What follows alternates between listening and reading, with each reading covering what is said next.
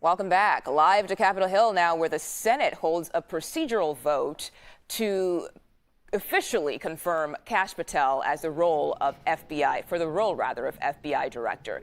CBS News Homeland Security correspondent Nicole Sganga joins us with the latest. And Nicole, what does this vote signal to the Trump administration?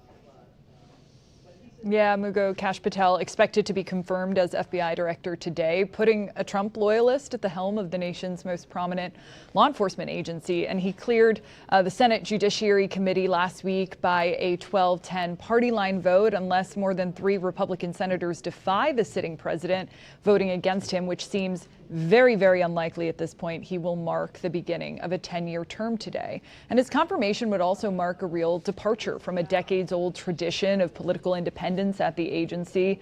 Dozens of career Justice Department lawyers, FBI officials who typically keep their roles from administration to administration have either resigned or been fired or ordered to leave their posts in the first month of this administration. Now, none of this is happening in a vacuum, and today's vote comes as the Justice Department's leadership has already begun ordering broad policy changes, demanding law enforcement assist in immigration enforcement throughout the Department of Justice, and that direction to drop the corruption case, of course, against New York Mayor Eric Adams, New York City Mayor.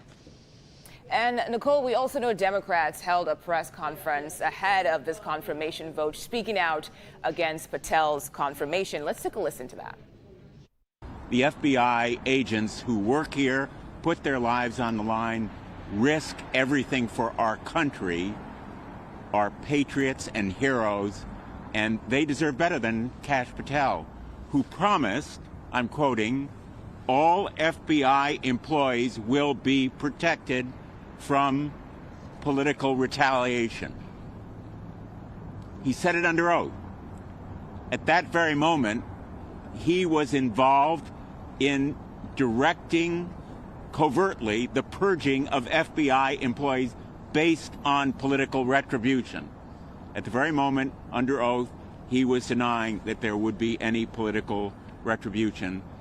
And in fact, in the days that followed, top leaders were fired, and a lot of employees were given word that they would be let go as well, simply because they were involved in a criminal investigation of Donald Trump to which they had been assigned.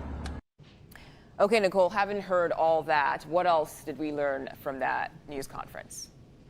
Yeah, this was a group of lawmakers led by Senator Dick Durbin, chairman of the Senate Judiciary, appearing really right outside the FBI headquarters this morning and warning in their words that the future of the FBI is really at stake here. Senators arguing that Patel has already thrown the FBI into disarray as a private citizen and really expressing fear that he's going to weaponize the law enforcement agency to impact prosecutorial decisions and outcomes in favor of the president.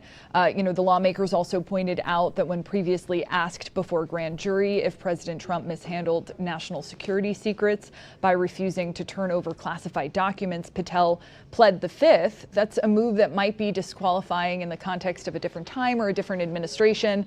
And leaders also pointed to big question marks around some of Patel's foreign entanglements, including his work consulting for a Chinese company. And Nicole, are there any concerns about conflicts of interest due to Patel's shares of China-founded fashion company Shein?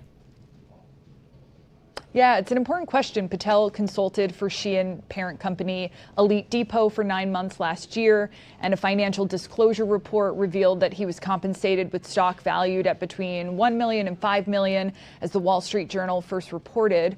That's going to pay dividends when the company goes public as soon as this year, and those shares become his to trade. So, experts warning the likely FBI director's continuing financial stake in the foreign company could prove problematic, and not just any foreign company, but a Chinese foreign company. Now, Patel has agreed to sell the shares that he owns in public companies like Meta Platforms and Apple if the Senate confirms him as FBI director. But Shein, isn't even the only foreign business involvement from Patel. He's also done consulting work for the Embassy of Qatar and a Czech defense company. So a lot of unanswered questions here, Mugo.